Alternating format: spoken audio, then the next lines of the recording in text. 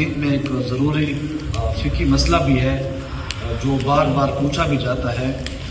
میں صرف ترجمہ پیش کروں گا. سورہ بقرہ آیت نمبر 234 ہے. اس میں اللہ تعالیٰ ارشاد فرماتا ہے بسم اللہ الرحمن الرحیم. تم میں سے جو لوگ مر جائیں اور ان کے بعد ان کی بیویاں زندہ ہوں تو وہ اپنے آپ کو 4 مہینے 10 دن تک روکیں گی. بِأَنفُسِهِنَّ 4 اشہر و عشرا، یعنی 4 مہینے اور 10 دن تک وہ کسی اور کے ساتھ شادی وغیرہ نہیں کر سکتی. اس کی تفصیل بھی بتاتا ہوں. پھر جب ان کی عدت پوری ہو جائے تو انہیں اختیار ہے اپنی ذات کے معاملے میں معروف طریقے سے جو چاہیں کریں. تم پر ان کی کوئی ذمہ داری نہیں ہے. اللہ تم سب کے اعمال سے باخبر ہے. یعنی قبل از اسلام ایسا تھا کہ جو بھی شوہر مر جاتا تو ان بیچاری بیوہ عورتوں کو ایک کھنڈرات میں گھر دیا جاتا یا زندہ اس کے ساتھ دفن کر دیا جاتا. یعنی بڑی غیرت سمجھی جاتی تھی کہ اب دوبارہ اس کو ہم کسی اور کے ساتھ جو اس وقت کا نکاح یا شادی تھی زندہ دفن کرتے تھے، ان کو اچھے کپڑے نہیں دیتے تھے، یعنی ذلت کی زندگی تھی. تو پھر اللہ تعالیٰ نے یہ ارشاد فرمایا. میں تھوڑی اس کی تشریح کرتا ہوں کہ جو 4 مہینے اور 10 دن کی بات ہے.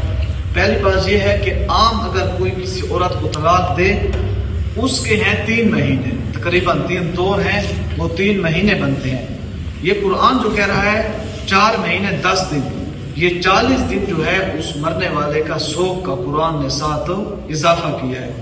اگر عورت حاملہ نہ ہو تو وہ صرف 4 ماہ 10 دن عدت گزارے گی.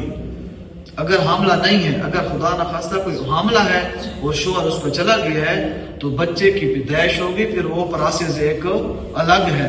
اگر عورت حاملہ نہ ہو تو پھر اگر شوہر مر جائے 4 مہینے اور 10 دن عدت گزارے گی.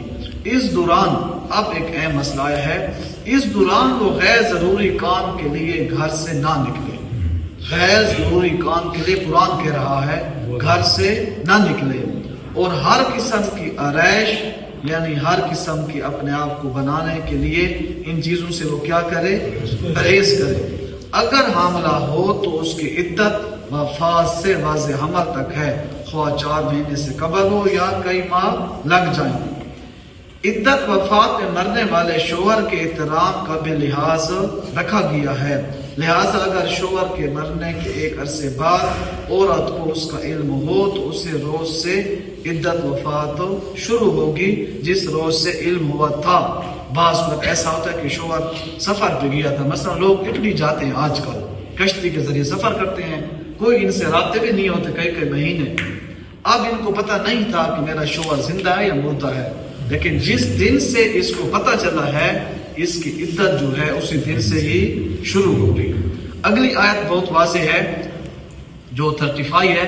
عدت کے دوران تم ان بیوہ عورتوں سے منگنے کا ارادہ اشارے کنائے میں زیر کر دو، خواہ دل میں چھپائے رکھو، دونوں صورتوں میں کوئی حرج نہیں ہے.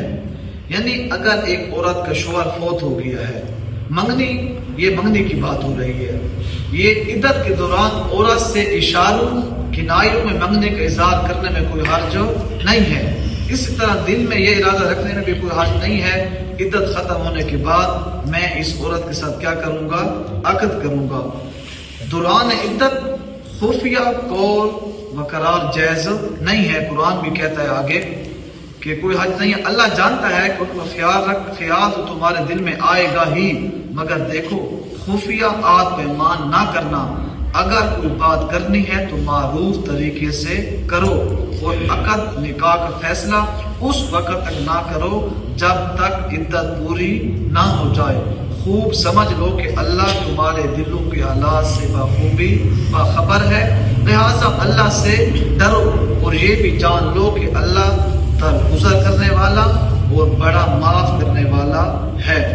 اس میں جو ایک واضح بات ہے وہ یہ ہے دین اسلام منگنی کا ذکر ایک فطری عمل ہے جو آج کل ہمارا بھی ہے. دین اسلام بھی چونکہ فطری ہے اس لیے وہ فطری تقاضوں کے خلاف کوئی قانون نافذ نہیں کرتا. البتہ اسلام ان فطری تقاضوں کو قانون دستور کے ذریعے منظم بناتا ہے تاکہ انسان ان فطری تقاضوں کو کیا کرے، پورا کرے۔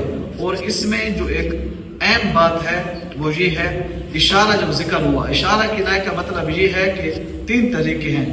پہلا ہے تصریح، مثلا یہ کہنا کہ تمہارے ساتھ شادی کرنا چاہتا ہوں۔ پہلا یہ ہے، کوئی کہہ دے عدت کے دوران کہ میں تمہارے ساتھ شادی کرنا چاہتا ہوں، بظاہر دونوں مطلب سمجھ آ جانا، جیسے میں تمہارے ساتھ زندگی گزارنا چاہتا ہوں۔ ایک کہتا ہے کہ میں شادی کرنا چاہتا ہوں، یہ بھی ایک طریقہ ہے۔ دوسرا کہتا ہے کہ میں تمہارے ساتھ زندگی گزارنا چاہتا ہوں، یہ بھی ایک طریقہ ہے۔ اور جو تیسرا یہ ہے، جیسے یہ کہ کون ہے جو تمہیں پسند نہ کرے، مثلا ایک عورت ہے، اس کی بات ہوتی ہے، اس کو ہے کہ کون ہے جو آپ کو پسند نہ کرے۔